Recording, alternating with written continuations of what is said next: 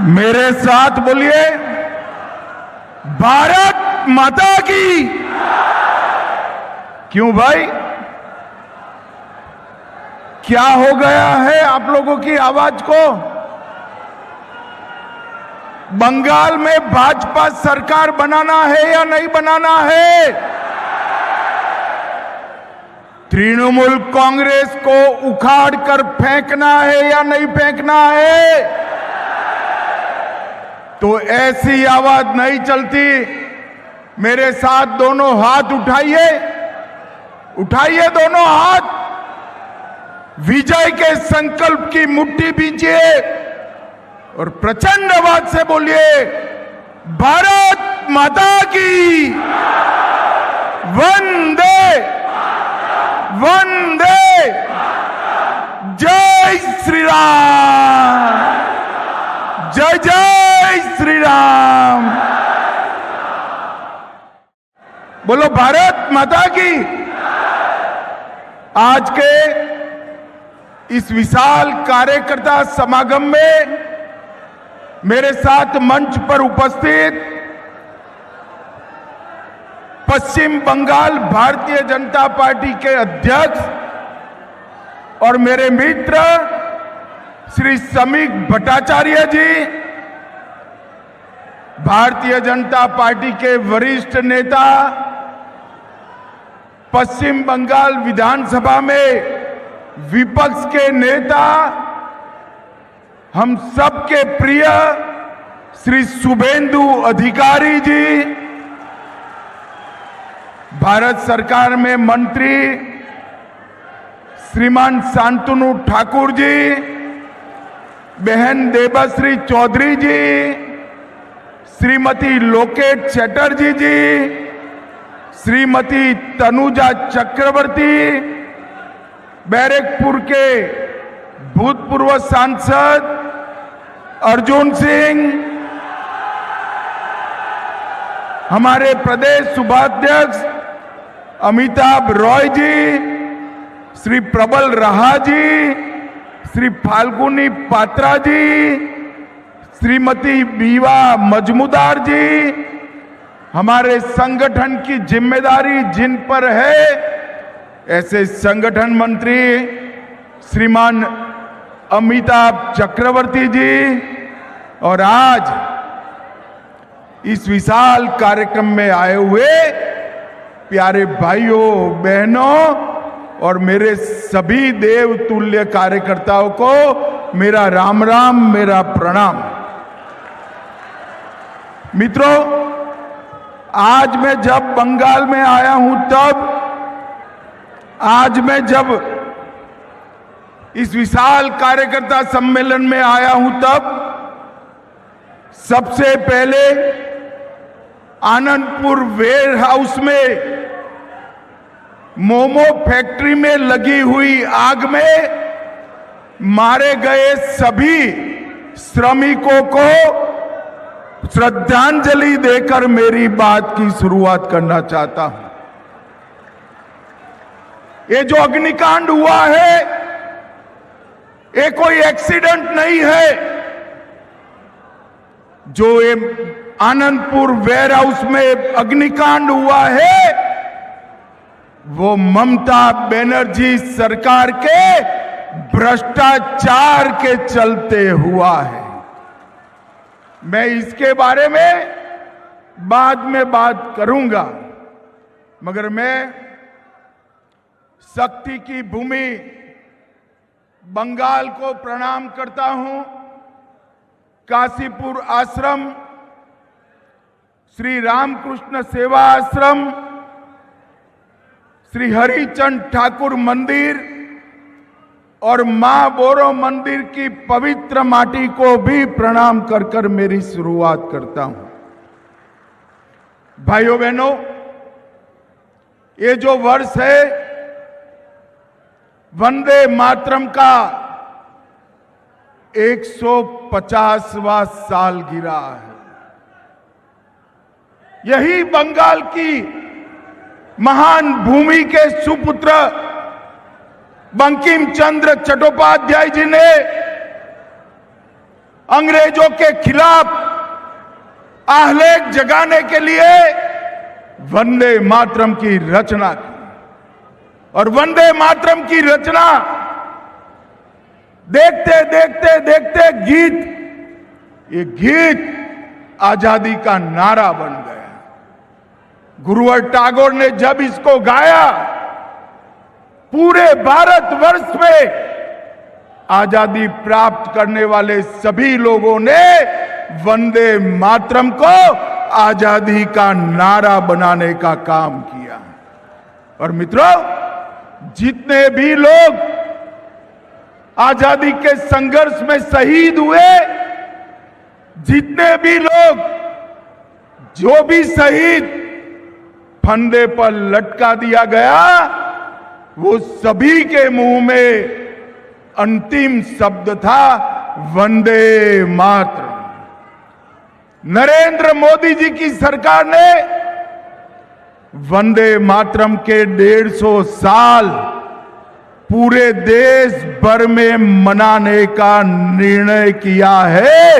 ये फिर से एक बार बंगाल से उठा हुआ वंदे मातरम का नारा कश्मीर से कन्याकुमारी और गुजरात से बंगाल तक पहुंचाने का निर्णय हमारे नेता नरेंद्र मोदी जी ने किया है। नरेंद्र मोदी जी ने किया।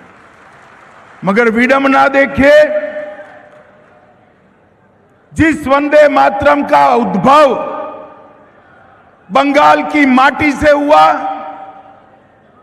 बंकिम चंद्र चट्टोपाध्याय ने किया, वो ही वंदे मातरम पर जब पार्लियामेंट में चर्चा हो रही थी, ये ममता बनर्जी के सांसद वंदे मातरम पर चर्चा का विरोध कर रहे थे।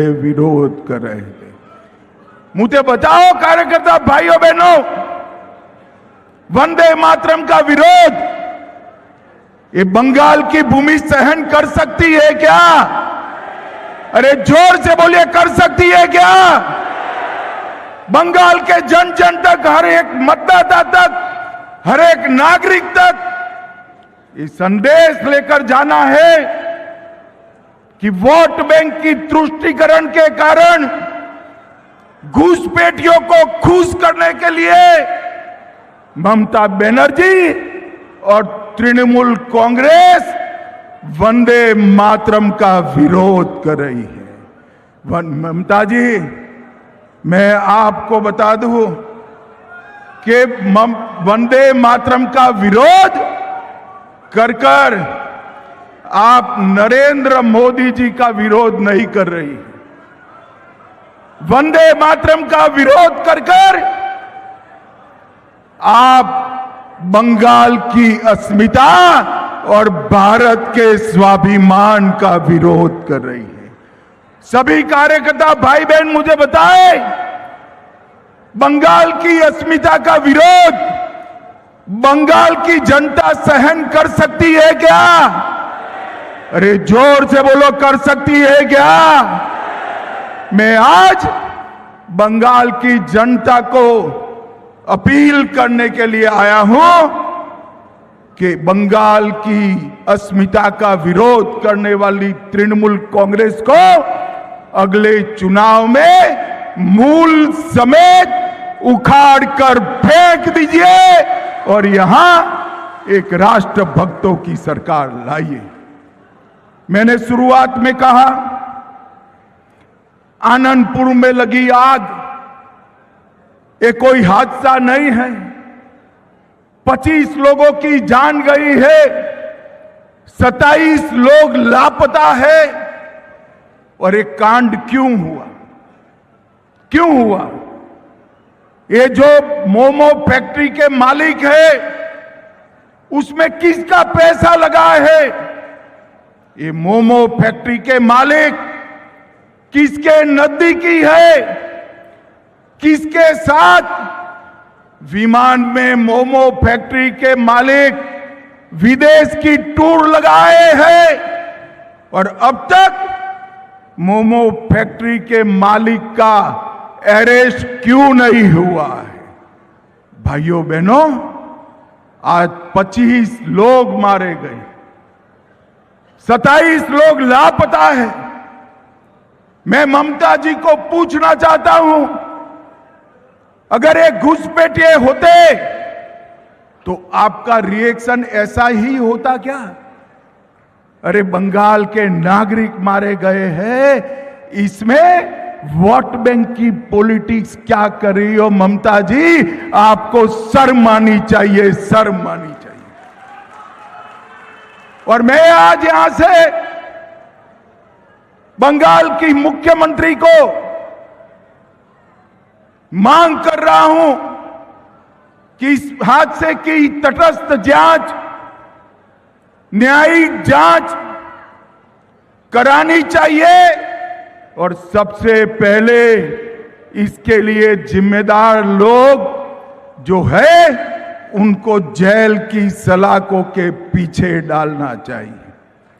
मुझे शुभेंदु जी बता रहे थे, समीक भाई बता रहे थे, परिवार को वो मिलने गए, हमारे कार्यकर्ताओं ने विरोध किया, उन पर पुलिस ने बर्बरता की। मगर ये ममता जी, आपकी पार्टी का और आपकी सरकार का भ्रष्टाचार अब छिप नहीं सकता। आनंदपुर वेयर हाउस का अग्निकांड, ममता जी चीख चीख कर कहता है कि अग्निकांड में आपके लोग शामिल हैं। 32 घंटे बाद कोई मंत्री वहां पहुंचता है, पर्यावरण का एनओसी नहीं है, वेटलैंड पर गोडाउन बना है, गोडाउन बाहर से बंद था या खुला था? बंद था तो क्यों बंद कर दिया गया था? अंदर लोग जलते रहे, मरते रहे, चीखते रहे, बाहर नहीं आ पाए। और मैं आज ममता जी को कहने आया हूं, पर्दा डालना है तो डालो ममता जी, पर्दा डालना है तो डालो। अप्रैल के बाद भाजपा सरकार आएगी और अग्निकांड के आरोपियों को चुन चुन कर हम जहर की सलाखों के पीछे गए। भाइयों बहनों, हर तरह से बंगाल में एडमिनिस्ट्रेशन समाप्त हो गए। ये 2026 का साल टीएमसी को टाटा बाय बाय कहने का साल है, टाटा बाय बाय कहने का। बंगाल की जनता टीएमसी को कम्युनिस्टों से मुक्ति पाने के लिए आई और टीएमसी ने तो कम्युनिस्टों को भी अच्छा कहलाने का काम कर दिया। यहां कटमनी, भतीजे की दादागिरी, पुलिस का दुरुपयोग और घुसपैठ एक इंडस्ट्री बना हुआ है।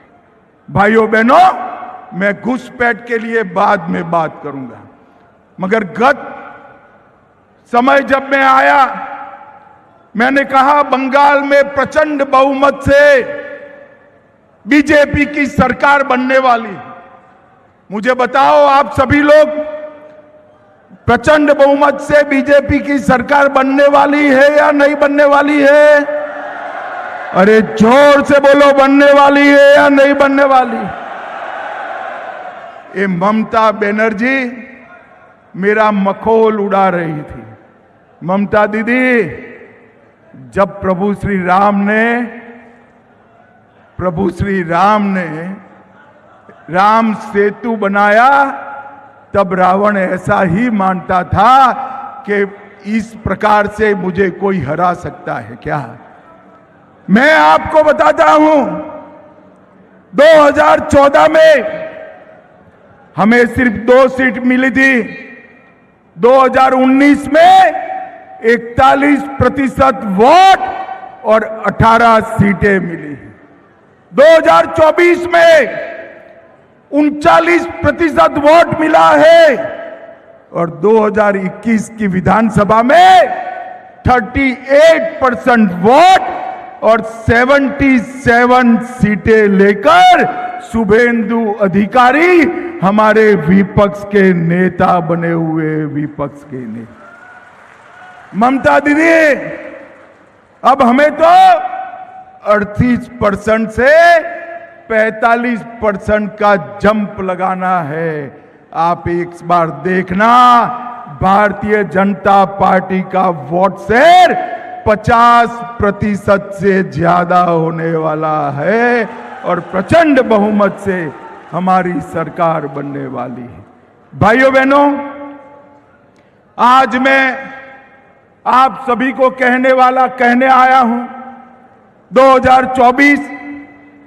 2024 में 3 दशक के बाद पहली बार हमारे नेता नरेंद्र मोदी जी लगातार तीसरी बार इस देश के प्रधानमंत्री बने हैं। प्रधानमंत्री 24 में ही हमने आंध्र में सरकार बनाई, ओडिशा में पहली बार सरकार बनाई, अरुणाचल में तीसरी बार सरकार बनाई, 25 में हरियाणा, महाराष्ट्र और दिल्ली में 30 साल के बाद सरकार बनाई और 25 का अंत आते आते बिहार में भी प्रचंड बहुमत के साथ भारतीय जनता पार्टी और एनडीए की सरकार हुई और 26 में केरल में त्रिवेंद्रम कॉरपोरेशन पहली बार बीजेपी जीता और मुंबई कॉरपोरेशन और सारे महाराष्ट्र के म्युनिसिपल कॉरपोरेशन में ये ममता दीदी के इंडी अलायंस का सुपड़ा साफ हो गया, सुपड़ा साफ। बंगाल वालों, अब बारी बंगाल की है। मां, माटी और मानुष का नारा देकर ममता बनर्जी सत्ता में आई। यहां पर मां असुरक्षित, महिलाओं की सुरक्षा का कोई ठोर ठिकाना नहीं है। माटी, भूमि घुसपैठिए हजम कर गए हैं और मानुष ममता की सिंडिकेट से परेशान है। मां, माटी और मानुष तीनों की रक्षा करनी है तो वंदे मातरम का सम्मान करने वाला कमल फूल का भारतीय जनता पार्टी का सरकार बनानी पड़ेगी। भारतीय जनता पार्टी की सरकार बनानी। भाइयों बहनों, बंगाल में इस बार सरकार बनाना सिर्फ पश्चिम बंगाल के लिए जरूरी नहीं। मैं ये कार्यकर्ता सम्मेलन के माध्यम से बंगाल की जनता को कहने आया हूं, पश्चिम बंगाल में जिस तरह से घुसपैठ चल रही है, पश्चिम बंगाल से हो रही घुसपैठियों की ये फौज केवल पश्चिम बंगाल नहीं, पूरे देश के लिए सुरक्षा का एक बहुत बड़ा सवाल बना है। मुझे बताओ कार्यकर्ता भाइयों बहनों, घुसपैठियों को रोकना चाहिए या नहीं रोकना चाहिए? अरे जोर से बोलो, रोकना चाहिए या नहीं रोकना चाहिए? ये ममता दीदी कहती है कि केंद्र सरकार क्या करे। मैंने पार्लियामेंट में जवाब दिया था कि बाढ़ लगाने के लिए, फेंसिंग करने के लिए ममता बनर्जी आप हमें जगह नहीं दे रही हो, भूमि नहीं दे रही हो, इसके कारण फेंसिंग पूरी नहीं होती। नदी नाले से, दुर्गम पहाड़ों से जो घुसपैठिए आते हैं उनको आपका पटवारी रोकता नहीं है, आपका पुलिस वाला रोकता नहीं है और आप यहां से फर्जी डॉक्यूमेंट बनाकर उनको पूरे देश भर में भेज रही है। भाइयों बहनों, मैंने पार्लियामेंट में भाषण करा था तृणमूल कांग्रेस के सांसद इसका विरोध करे थे। मगर कुछ दिन पहले मुझे बड़ा खुशी है कि कलकत्ता हाई कोर्ट ने भी बीएसएफ को सारी भूमि 31/3/26 के पहले देने का ऑर्डर किया।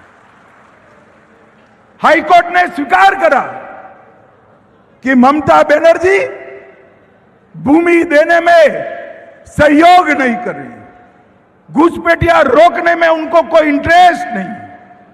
और मित्रों, ये बहुत बड़ा झटका ममता बनर्जी को मिला है। मगर मैं बंगाल की जनता को कहकर जाता हूं, आप ऐसा मत सोचना कि हाई कोर्ट के जजमेंट के बाद भी ममता बनर्जी ये भूमि बीएसएफ को देगी। वो नहीं देगी, क्योंकि उनका वोट बैंक वो घुसपैठिए है, घुसपैठिए। मगर मैं साथ में बंगाल की जनता को ये भी कहना चाहता हूं कि 31/3 को ममता बनर्जी भूमि दे या न दे, अप्रैल के अंत में भाजपा का मुख्यमंत्री 45 दिन में सारी बाढ़ का काम पूरा कर देगा। ये हमारा बंगाल की जनता से वादा है और हमने कर दिखाया है। आसाम में कांग्रेस की सरकार थी, घुसपैठ नहीं रोकती थी। जैसे ही आसाम में भाजपा सरकार बनी, वहां घुसपैठ रुक गई। गुजरात में भाजपा सरकार है, वहां घुसपैठ नहीं होती। राजस्थान में भाजपा सरकार है, वहां घुसपैठ नहीं होती है। और मैं बंगाल के सम्मानीय नागरिकों को अपील करने आया हूं, लाल सरकार भी बनाई, तृणमूल की हरी सरकार भी बनाई। एक बार भाजपा के केसरिया को मौका दे दो, हम घुसपैठ को रोक कर बताएंगे। भाइयों बहनों, ममता बनर्जी ये जो हाई कोर्ट का फैसला है, इसको भी नहीं मानने वाली है।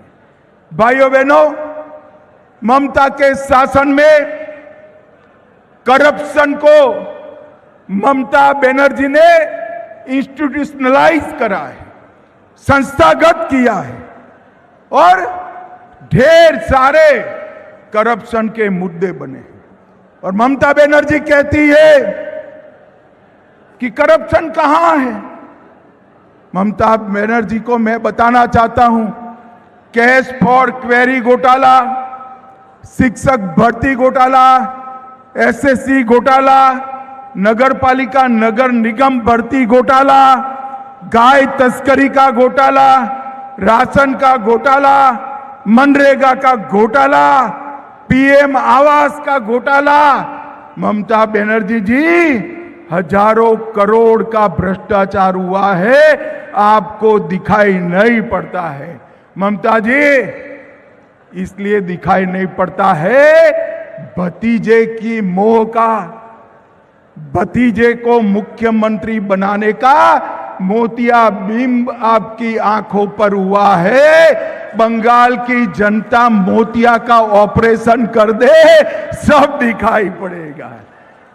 मुझे बताओ कार्यकर्ता भाइयों बहनों, बंगाल में भ्रष्टाचार सारी सीमाएं पार कर गया है या नहीं कर गया है? बंगाल की जनता सिंडिकेट से परेशान है या नहीं है? जनता के विकास का रुपया तृणमूल के गुंडों के हाथ में जाता है या नहीं जाता है? ऐसी सरकार चलनी चाहिए क्या? जोर से बोलो, चलनी चाहिए। भाइयों बहनों, पार्थ चैटर्जी, ज्योति प्रिय मलिक, अनुव्रत मंडल, जीवन कृष्ण साहा, माणिक भट्टाचार्य, अजीत मैती, मदन मित्रा, चंद्रनाथ सिन्हा, परेश पाल, कुंतल घोष, अराबुल इस्लाम, फिरहाद हकीम, शोभन चैटर्जी, कुणाल घोष, ये सारे लोग जेल में गए हैं। मैं आज अरे यार, बाकी का काम सरकार बना दो, अपने आप पूरा हो जाएगा, आप चिंता मत करिए भाई। भाइयों बहनों, आज मैं ममता जी को चैलेंज देकर जाता हूं, आप में अगर हिम्मत है, आप भ्रष्टाचार का विरोध कर रही है, तो इन लोगों को टिकट न देने की हिम्मत करके बताना, टिकट न देने की। वो नहीं कर पाएगी। अगर इन लोगों को टिकट नहीं दिया, अनुव्रत मंडल, पार्थ चैटर्जी, अजीत मेहती, मदन मित्रा, कुंतल घोष, हकीम, इनको टिकट नहीं दिया तो वो भतीजे का नाम उगल देंगे, भतीजे का नाम उगल देंगे। मगर मैं आज बंगाल की जनता को कहकर जाता हूं कि हम भारतीय जनता पार्टी की सरकार बनने के बाद सुप्रीम कोर्ट के एक जज की अध्यक्षता में सारे भ्रष्टाचार की जांच कराएंगे और एक एक करप्ट व्यक्ति को चुन चुन कर जेल में डालने का काम करेंगे। भाइयों बहनों, ये कार्यकर्ता सम्मेलन है। हमारे मोदी जी ने बंगाल के विकास के लिए कोई कसर नहीं छोड़ी है। अभी सुबह ही शुभेंदुदा बता रहे थे 12 ट्रेनें नहीं दी है और लगभग 10 लाख करोड़ से ज्यादा रुपया 10 लाख करोड़ से ज्यादा रुपया हमने बंगाल सरकार को दिया है। मुझे बताओ भाई, कुछ आपके गांव में आया है क्या? अरे जोर से बोलो, आया है? और जोर से बोलो, आया है? ये कहां गया? कहां गया ये सारा पैसा जो नरेंद्र मोदी जी भेज रहे हैं? ये तृणमूल कांग्रेस की सिंडिकेट के भेंट चढ़ गया है। मैं आपको वादा कर कर जाता हूं, बंगाल के लोगों को वादा कर कर जाता हूं, एक भाजपा सरकार बना दीजिए, मोदी जी 1 रुपया भेजेंगे, पूरा का और पूरा रुपया बंगाल के गांव और गरीब तक पहुंचेगा, कोई कटमनी नहीं। भाइयों बहनों, हम सब कार्यकर्ता हैं। बंगाल ने चुनाव के रैगिंग में ममता बनर्जी की पार्टी ने हमारे 60 से ज्यादा कार्यकर्ता मारे गए, सैकड़े लोग घायल हुए, कई लोगों के घर जल गए, कई लोग गलत केस में जेल में बंद है। मैं आज बंगाल भारतीय जनता पार्टी के हर कार्यकर्ता को ये कहने आया हूं, हम सब हमारे जो शहीद हुए हैं वो कार्यकर्ता को याद करें और इस चुनाव में आज से लेकर काउंटिंग तक एक एक पल कमल निशान को समर्पित करें और बंगाल में पहली बार भारतीय जनता पार्टी की सरकार बनाए। श्यामा प्रसाद मुखर्जी जी ने भारतीय जनसंघ की स्थापना की। मुखर्जी जी इसी बंगाल की माटी से निकले, उन्होंने पश्चिम बंगाल को बचाया, वरना पश्चिम बंगाल बांग्लादेश का हिस्सा होता। उन्होंने कश्मीर को बचाया, कश्मीर के लिए जान दे दी। आज श्यामा प्रसाद मुखर्जी की पार्टी देश में 21 राज्यों में सरकार बना चुकी है, मगर मैं आपको बताता हूं, मुझे 21 राज्यों से कोई संतोष नहीं है। पूरा देश भर का कार्यकर्ता और हमारे नेता नरेंद्र मोदी संतोष के साथ तभी मुस्कुराएंगे जब 22वां राज्य मेरा बंगाल हो जाएगा तब। और यही श्रद्धांजलि होना चाहिए हमारे कार्यकर्ताओं की शहीदगी की, यही कार्यांजलि होना चाहिए हमारे कार्यकर्ताओं के परिवारों को, और यही श्रद्धांजलि होना चाहिए महान श्यामा प्रसाद मुखर्जी जी को। और ये करने की जिम्मेदारी हम सब की है। बंगाल में वंदे मातरम के 150वें साल में वंदे मातरम के स्पिरिट को देश भर में पहुंचाने वाली भारतीय जनता पार्टी की सरकार बने, ये हम सबका लक्ष्य होना।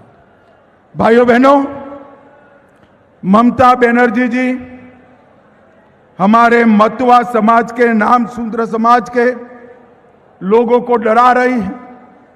शांतनु जी बार बार मुझे फोन कर रहे हैं, मैं सार्वजनिक कार्यक्रम में कहकर जाता हूं, मतवा समाज और नाम शूद्र समाज को डरने की कोई जरूरत नहीं है। आपके वोट को ममता बनर्जी छू नहीं सकती। और एसआईआर का विरोध ममता दीदी जितना करना है इतना कर दो। एसआईआर ये न्यायिक तरीके से चल रहा है, हम चुनाव आयोग का समर्थन कर रहे हैं।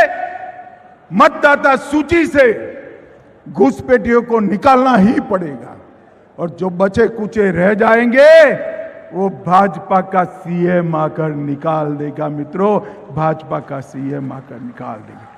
मुझे बताओ, आप सभी लोग यहां कमल फूल की सरकार बनाने के लिए आप सभी लोग तैयार है क्या? अरे ऐसे नहीं, ममता बनर्जी के बहरे कान तक जाना चाहिए। तैयार है क्या? ममता की सरकार को बदलेंगे? अरे बदलना नहीं है, मूल समेत उखाड़ कर फेंक देना है। और यहां पर ऐसी सरकार बनानी है जो घुसपैठिया का मुक्त, भ्रष्टाचार मुक्त, सिंडिकेट मुक्त, महिलाओं की सुरक्षा करने वाली, उद्योगों को आगे बढ़ाने वाली, और कवि गुरु रविंद्रनाथ, विवेकानंद जी और बंकिम चंद्र चट्टोपाध्याय जी के स्वप्न का सोनार बांग्ला बनाए, ऐसी सरकार बनानी है। तो मित्रों, अगर आप सभी लोग सहमत हैं तो दोनों हाथ उठाइए, जरा उठाइए दोनों हाथ, विजय के संकल्प का मुट्ठी भींचिए और प्रचंड आवाज से बोलिए, भारत माता की वंदे वंदे, जय श्री राम, जय जय श्री राम। आप सभी का बहुत बहुत धन्यवाद, बहुत बहुत शुभकामनाएं।